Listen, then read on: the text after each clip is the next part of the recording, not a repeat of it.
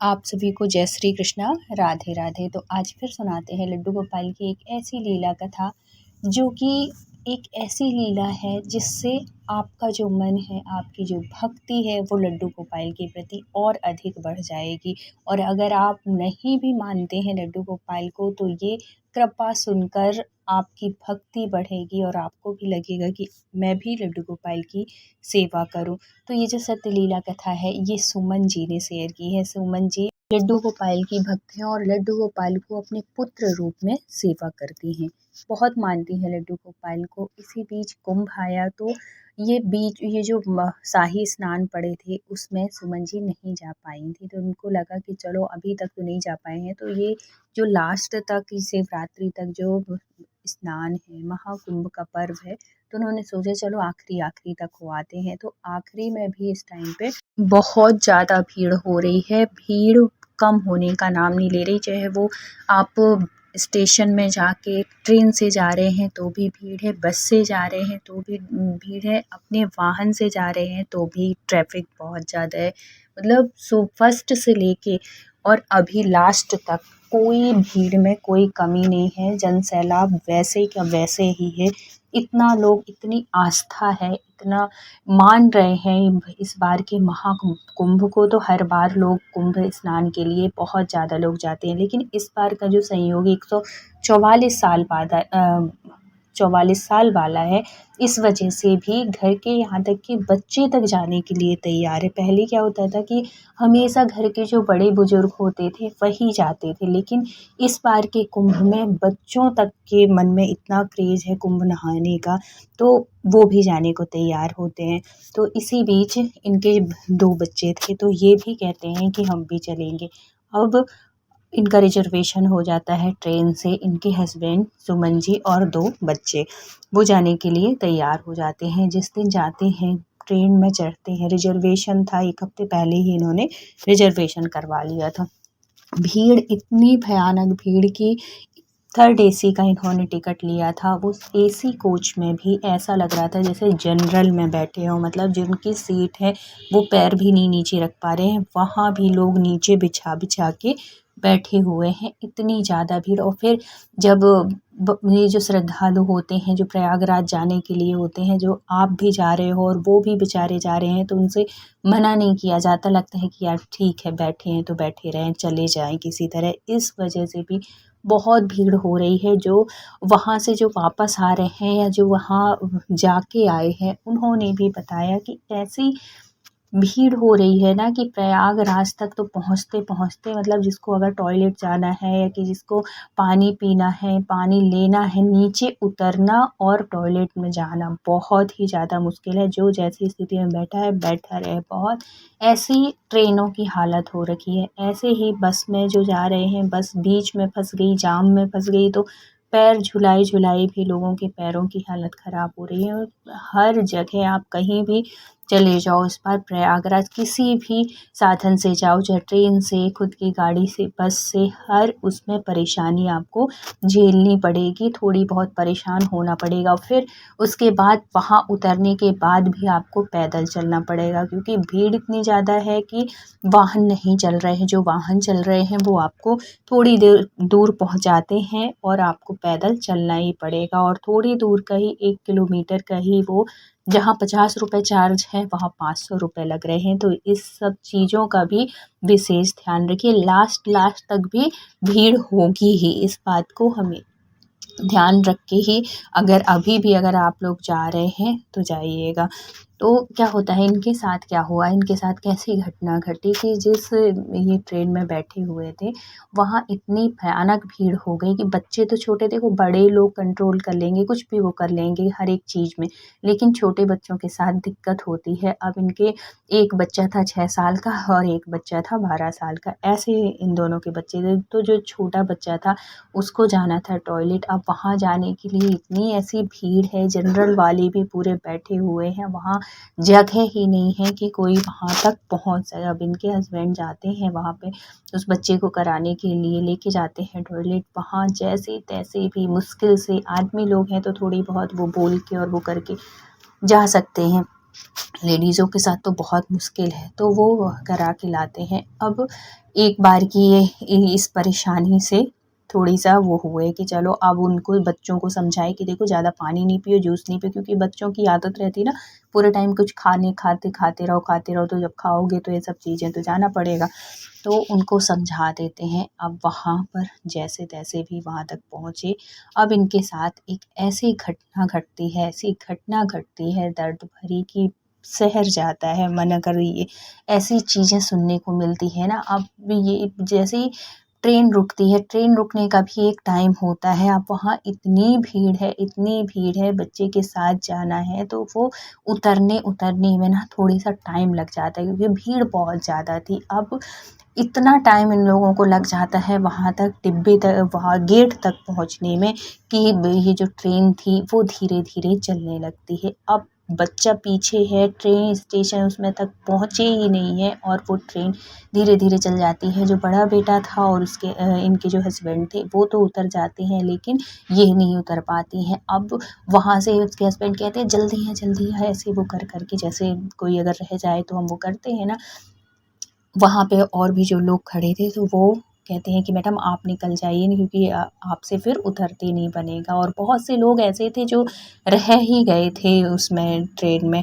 अब वो जल्दी-जल्दी में अपने बेटे को नीचे कर देती हैं और वो स्पीड इतनी बढ़ जाती है कि वो नहीं उतर पाती हैं। अब वो क्या होता है कि वो प्रयागराज के जो आगे वाली स्टेशन है वहाँ पहुँचती हैं। वहाँ कैसे भी कर, फ़ोन था, अच्छी बात ये थी कि पर्स इनके पास था, कोई दिक्कत नहीं थी। फ़ोन अपने हस्बैंड को कह देती हैं, फ़ोन कर देती हैं कि कोई नहीं, तुम लोग वहाँ पे पहुँचो और मैं ऑटो से या कैसे, क्योंकि आगे वाली स्टेशन में ही रुकी थी, तो ये तो दूसरे ट्रेन से मैं फिर से आती हूँ इसी स्टेशन में, फिर मैं आ जाऊँगी, तुम लोग या तो बैठ लो, नहीं तो, क्योंकि इन लोगों ने होटल भी बुक कर ली थी, तो उन्होंने कहा कि होटल में जब तक पहुँचो, ऐसे वो करके वो करती हैं। अब इनके साथ ऐसे ही मुश्किल आ जाती है। देखो हर समय भगवान, इसलिए कहा जाता है कि आप घर से बाहर निकलो तो अपने कन्हैया से बोल के जाओ कि हे कन्हैया हम जा रहे हैं, हमारे साथ रहना ही है कि अच्छे-अच्छे जाएँ और अच्छे-अच्छे आएँ, सफ़र अच्छा रहे, कृपा करना, ऐसे कह के हमेशा अपने इष्ट से, अपने भगवान से बोल के जाना चाहिए। जब हम ऐसे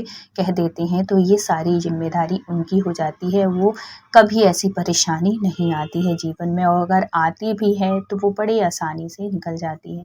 सुमन जी जो थीं, पढ़ी लिखी थी, ऐसे नहीं था कि अगर वो आगे के स्टेशन में पहुँच गई हैं तो वो आ नहीं सकती थी। वो उन्होंने दूसरी ट्रेन पकड़ने के लिए वो की, उसी बीच, क्योंकि इस समय ट्रेनों में चाहे वो आने वाली ट्रेन हो या जाने वाली ट्रेन हो, सब में, अब यहाँ से जाने वाली है तो इसमें भी भीड़, वहाँ से आने वाली प्रयागराज है तो वहाँ भी भीड़ तो रहेगी।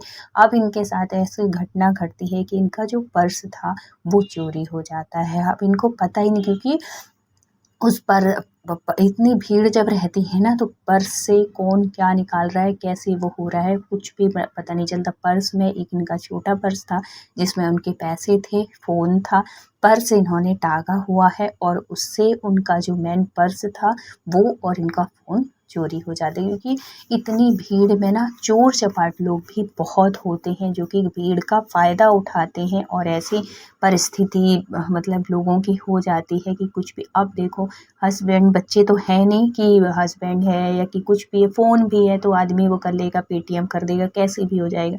जब ना तो कैश है, ना फ़ोन है, ना कुछ है, तो अब कैसे हो। अब अभी तक इनको पता नहीं था, 1 घंटा हो गए और वहाँ पे कुछ भी नहीं, क्योंकि पर्स तो टाँगे हैं और ध्यान भी नहीं गया कि वो इतनी भीड़-भाड़ थी तो आदमी ध्यान भी नहीं देता है। जब इनको एकदम से लगता है कि चलो पूछूँ तो कि हस्बैंड और बच्चे होटल तक पहुँचे कि नहीं, जैसे ही वो पर्स के लिए वो हाथ वो करने के लिए करती हैं तो चेन खुली थी। चेन खुली देख के तो एकदम से उनको लगता है आहा! कुछ चोरी तो नहीं गया। जब देखती हैं तो उनका ना तो छोटा पर्स उसमें था और ना ही फ़ोन। हे भगवान! अब तो हालत ख़राब हो जाती है उनकी, इतना परेशान, इतना दुखी होने लगती हैं, इतना रोने लगती हैं कि अब मैं कैसे, देखो वहाँ से उतरेंगे, कैसे भी वो होगा तो वहाँ तक पहुँचने के लिए भी तो ऑटो करना पड़ेगा ना, और बिना पैसे के आप कहीं भी घर से बाहर बाहर भी निकलो तो बिना पैसे के तो कुछ वो हो ही नहीं सकता है। अब वो बहुत दुखी होने लगती हैं कि हे कन्हैया, मैं कैसी परिस्थिति में, क्यों इतनी परेशानी हो रही है और इतनी परेशानी में मैं पड़ गई हूँ, प्लीज़ हेल्प कर, मेरी मदद कर कन्हैया। ऐसे वो करके वो बहुत दुखी होती हैं और उनके आंसू निकलने लगते, इस वजह से भी क्योंकि वो एक तो अकेली और दूसरा उनका सामान भी चला गया। अब इनको लगता है कि अगर मैं, कौन बिठा लेगा, किसी से भी अगर कोई भी हो भाई, कोई भी कहे ऑटो वाले से कि भैया हमें यहाँ तक पहुँचा दो, हम हमारे पास पैसे नहीं है, कोई नहीं पहुँचाएगा। वो दूसरी सवारी देगा जिसके पास पैसे होंगे नहीं, तो उसको लगेगा कि ये ऐसे तो नहीं मूर्ख बना रही हो, झूठ बोल रही हो। कोई विश्वास नहीं करता ना आज के टाइम पे, ये चीज़ भी है।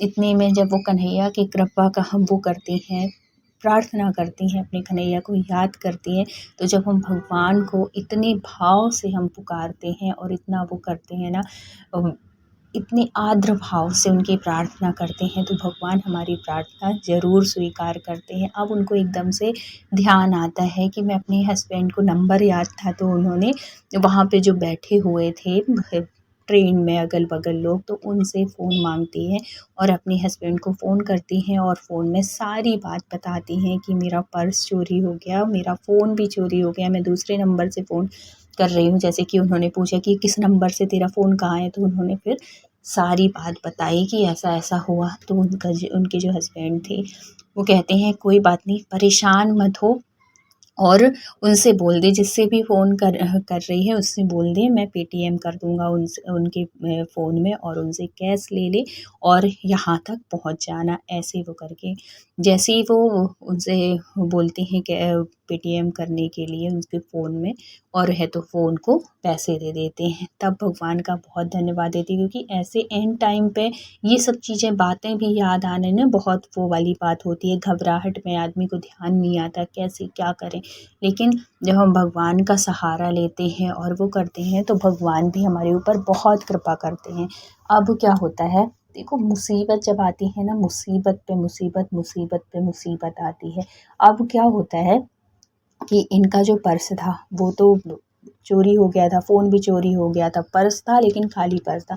अब वो जिससे बात करती हैं वो उनके में पेटीएम कर देते हैं और इनको कैश दे देते हैं कुछ। अब वो पैसे ये वो कैश देते हैं, तो पैसे रख लेती हैं अपने पर्स में। स्टेशन आने से पहले वो गेट के पास ही आके खड़ी हो जाती हैं, गेट के थोड़ी सी दूरी में, कि इस बार ये दिक्कत ना हो जाए, फिर से ना यही परेशानी आ जाए। इस वजह से वो स्टेशन आने से पहले ही गेट के पास खड़ी हो जाती है। जैसे ही स्टेशन आती है, रुकती है ट्रेन, कि ये उतर जाती हैं। अब हस्बैंड तो पहुंच गए थे, अपने होटल पहुंच गए थे, तो ये सोचती हैं ये स्टेशन से बाहर पहुंच के वो जो ऑटो रिक्शा वाले होते हैं उनसे वो करके, और वो वहाँ पहुंच जाएंगी, होटल पहुंच जाएंगी। अब वो बाहर निकलती हैं, बहुत सारे ऑटो वाले, रिक्शा वाले सब खड़े थे। अब वो वहाँ का एड्रेस बताती, मतलब होटल का नाम बताती हैं और ऑटो वाले को बुलाती हैं। बहुत सारे ऑटो वाले भी आ जाते हैं। जब वो होटल का नाम बताती हैं, तो वो कहते हैं कि हम इतना लेंगे, बहुत ज़्यादा, और इस समय इतना ज़्यादा रेट बढ़ा हुआ है,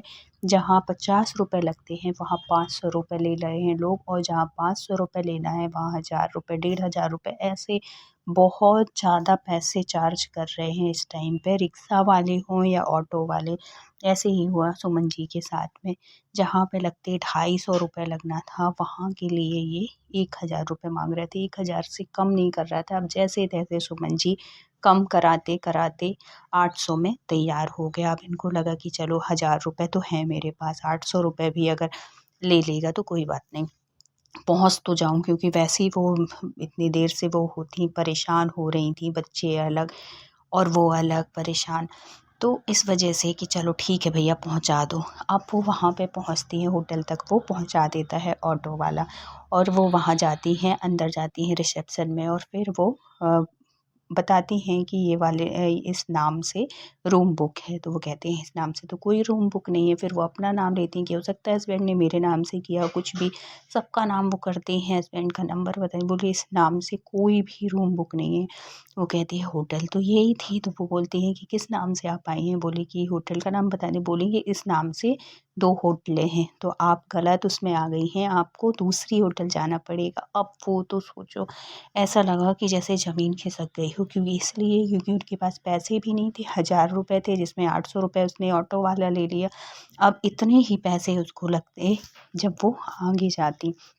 अब वो दूसरे होटल के लिए बाहर निकलती हैं और पूछती हैं कि अंदाज़ा लेने के लिए कि पूछूं कि कितना उस होटल में जाने के लिए कितना लेंगे। तो जब वहाँ के लिए कहती हैं तो वहाँ 1200 1400, मतलब इतनी दूर, बिल्कुल अपोजिट साइड ला दिया था ये ऑटो वाला। ही भगवान, अब इतना परेशान, इतना दुखी, इतना वो हो जाती हैं, उनको लगता है भगवान क्या, किस गलती की सज़ा मुझे दे रहे हो और मेरा कुंभ आना इतना है। गंगा मैया कृपा करो, हे कन्हैया थोड़ी तो कृपा करो, थोड़ी तो दया करो, मैं बहुत परेशान हो चुकी हूँ, अब तो हिम्मत हार रही हूँ। ऐसे वो करके बहुत प्रार्थना करती हैं अपने कन्हैया से। और जब भगवान से हम इतने भाव से प्रार्थना करते हैं ना, तो हमारे कन्हैया हमारी मदद ज़रूर करते हैं। और वो कह रही थी कि हे लाल, अब मेरी मदद कर, मैं बिल्कुल थक चुकी हूँ, मैं परेशान हो गई, अब मेरी हिम्मत नहीं हो रही है कि मैं आगे क्या करूँ। अब वो इतना इतना परेशान हो के आगे के लिए वो सोचती हैं, क्योंकि पैसे तो इतने थे नहीं। अब वो कहती हैं कि अब मैं पैदल ही चलूँगी। और क्योंकि भीड़ तो हर जगह है, किसी भी गली, किसी भी उसमें चले जाओ, कुंभ नहाने के लिए हर जगह से लोग आ ही जा ही रहे हैं। तो उन्होंने सोचा कि चलो अब पैसे नहीं हैं तो पैदल ही चलती हूँ। अब वो किसी से कहती हैं कि जैसे रास्ते में चलते हुए लोग मिलते हैं ना, तो उनसे कहती हैं कि भैया थोड़ी सी मुझे अपने हस्बैंड से बात करनी है, बात करा दो, फ़ोन लगा दो। तो बहुत से लोग क्या होते हैं कि आजकल ना कोई किसी से वो नहीं करता, फ़ोन ना तो देता है और ना ही फ़ोन किसी के वो करते हैं। उनको लगता है कहीं ऐसा ना हो, कहीं गलत उसमें वो हो जाए हमारा फ़ोन, तो मदद भी नहीं करते हैं बहुत से लोग। अब 1-2 लोगों से बोलती हैं, सब किसी न किसी बहाने से कि हमारे में बैलेंस नहीं है या कि जो भी कारण हमें जल्दी जाना है, इस वजह से वो नहीं करती। अब वो और ज़्यादा परेशान कि कैसे मैं अपने हस्बैंड को बताऊँ कि मैं गलत जगह पहुँच गई थी, अब मैं पैदल आ रही हूँ। ऐसे वो करके बहुत ज़्यादा हताश होके एक जगह बैठती हैं, बहुत दूर तक चलती हैं पैदल। और जब बिल्कुल थक जाती हैं, उनके पैर नहीं उठते, क्योंकि ज़्यादा चलने की जिनकी आदत नहीं होती ना, इतना चलना पड़ता है तो बहुत ज़्यादा दिक्कत होती है। अब उनके पैर छिल गए थे, बिल्कुल उनसे चला नहीं जा रहा था। एक जगह आके बैठती हैं कि हे कन्हैया, अब तुम ही कुछ करो लाल, अब मेरे से बिल्कुल भी आगे नहीं बढ़ा जा रहा है। उसी टाइम पे जब हम कन्हैया को इतने भाव से वो करते हैं, हमारी मदद कैसे करते हैं कन्हैया, इतने में ही एक 16-17 साल का लड़का आता है पीछे से बाइक वाला और कहता है, मैया चलो मैं आपको आपकी जगह पर छोड़ देता हूँ, बहुत परेशान हो गई हूँ। ये सुन के तो वो बिल्कुल देखती रह जाती हैं उस बच्चे को। और वो ना तो कुछ कहती हैं और ना ही कुछ कि कहाँ जाना है कहाँ नहीं, और उसकी गाड़ी में, उसकी बाइक में बैठ जाती हैं। और वो जो बच्चा था वो उनको उसी होटल में जहाँ पे उनके हस्बैंड रुके हुए थे और वहाँ पे आके रोक देता है। जब वहाँ पे पहुँचती हैं और वो कहता है, वो कहती हैं सुमन जी कि बेटा मेरे पास पैसे तो है नहीं, मेरे पास पैसे ख़त्म हो गए थे, तो रुको मैं आती हूँ, अपने हस्बैंड से लेके आती हूँ, फिर मैं तुमको देती हूँ, तुम यहीं पे रुकना। अब वो वहाँ पे जाती हैं, रिसेप्शन में पता करती हैं तो उनको पता चलता है कि हाँ, इस नंबर में, मतलब इस होटल में बुकिंग है, इस रूम में। तो वो जाती हैं, उस रूम में जाती हैं, अपने हस्बैंड से सारी बात बताती हैं और कहती हैं कि एक बच्चा खड़ा है, बाइक में लेके आया है, मुझे उसको पैसे देना है। अब वो वहाँ पे पैसे लेके आती हैं उसको देने के लिए, जब देखती हैं तो वहाँ पे कोई बाइक नहीं, कोई बच्चा नहीं, वो बल्कि वो रिसेप्शन में जाके पूछती हैं कि भैया यहाँ पे एक लड़का खड़ा था जिसके साथ में आई थी, तो वो दिखा है आपको कहीं यहाँ कहीं? तो वो बोला कि मुझे तो अभी तक जब से आप आई हैं वहाँ पे कोई बच्चा ही नहीं दिखा है। जब ये सुनती हैं वो हैरान हो जाती हैं कि आखिर वो बच्चा मुझे फ्री में ऐसे बिना उसके क्यों छोड़ गया। और फिर उनको एकदम से ध्यान आया कि मैंने तो उससे ये भी नहीं बताया था कि मुझे जाना कहाँ है। मैं तो इतना बिल्कुल ऐसी खो गई थी, ऐसे भूल गई थी सब कुछ, उसको वो करके देख के उसने जैसे ही वो किया, मैं थकान की वजह से, किस वजह से, मुझे तो कुछ भी समझ में नहीं आया। और वो मुझे इतने आराम से लाके इसी होटल तक कैसे पहुँचा दिया जब मैंने उसको बताया नहीं। तो हमारे जो कन्हैया होते हैं ना, हर पल हमारी मदद करते हैं, बस हमें पुकारना आना चाहिए, उनको बुलाना आना चाहिए कि हम उनको इतने भाव से जब हम याद करते हैं हर परेशानी में, अपनी किसी भी संकट में, तो हमारे कन्हैया दौड़े चले आते हैं। इतना प्रेम करते हैं अपने भक्तों से। तो हे कन्हैया सबके ऊपर ऐसी कृपा बनाए रखना जैसी कृपा सुमन जी के ऊपर की। तो अगर कहानी अच्छी लगी हो, वीडियो अच्छा लगा हो, तो please like share and subscribe करिएगा।